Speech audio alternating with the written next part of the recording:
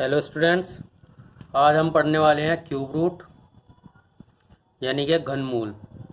घनमूल निकालना बहुत हार्ड होता है, लेकिन आज हम आपको एक ट्रिक बताएंगे, उससे आप बहुत आसानी से घनमूल निकाल सकते हैं यानी कि क्यूब रूट निकाल सकते हैं।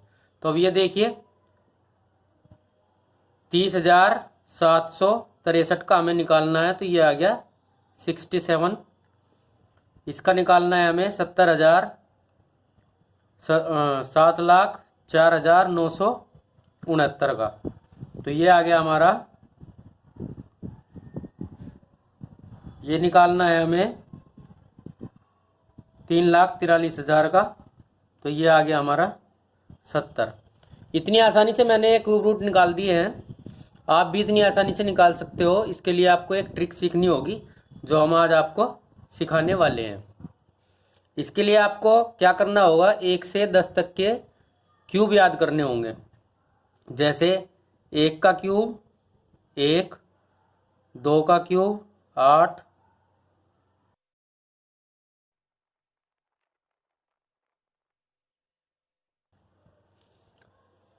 ये क्यूब 1 से 10 तक आपको याद करने होंगे। और एक बात का और ध्यान रखना होगा, जैसे हमारी संख्या है 1, 2,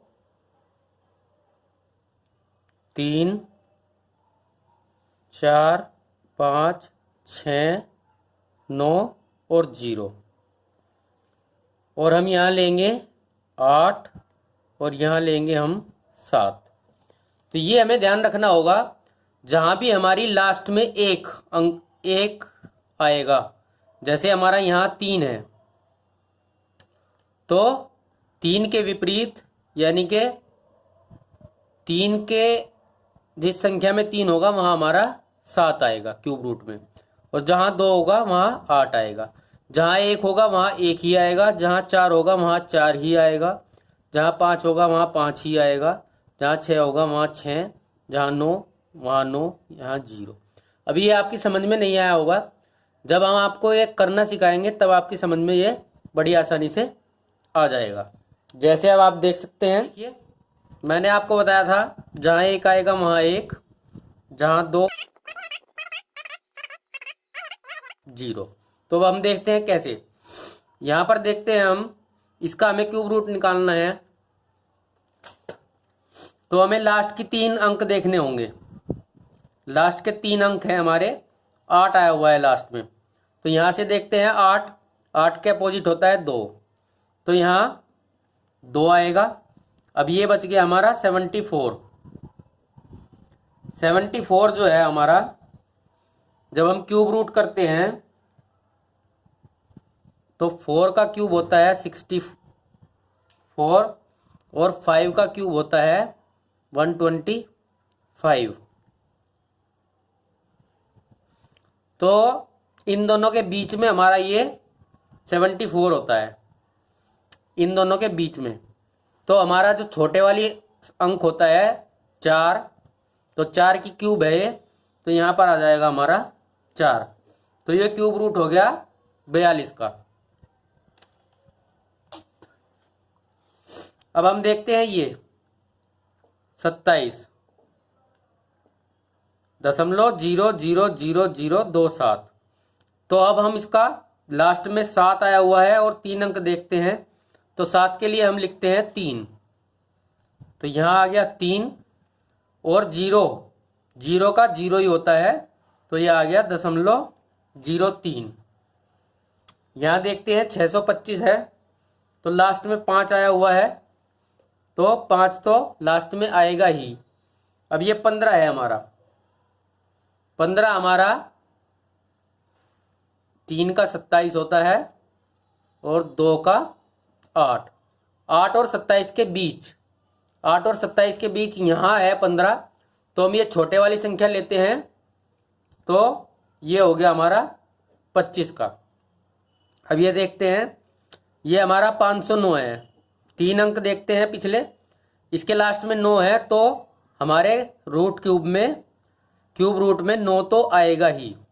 अब ये है हमारा 328, 328 जो होता है हमारा 6 की क्यूब 216 और 7 की क्यूब 343 इनके बीच होता है। 328 जो है हमारा यहाँ होता है, तो हम ये छोटे वाला 6 लेंगे तो ये हो जाएगा 69 का क्यूब रूट।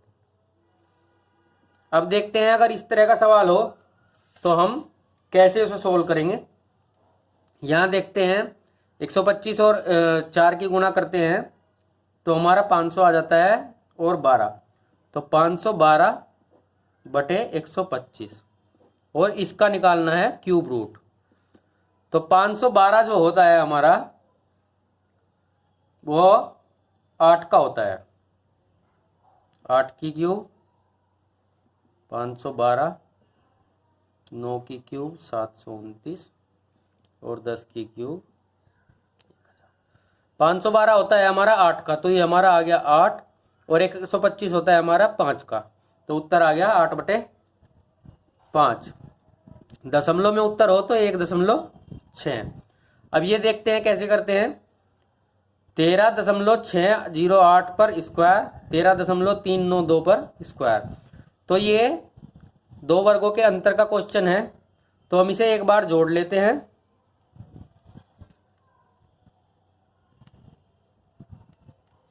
और एक बार घटा देते हैं। गुणनखंड के नियम के अनुसार अब इसको जोड़कर हमारा आ जाता है यहाँ पर 13 दूनी 26 27 और गुणा इन दोनों को घटाकर आ जाता है हमारा 0.216 और इस पर है क्यूब रूट। 27 होता है हमारा 3 का और 216 होता है हमारा 6 का, तो ये दशमलव है तो ये हो जाएगा 0.6 और 6 × 18 यहाँ दशमलव आ जाएगा 1.8। इस तरीके से हम और भी सवाल कर सकते हैं।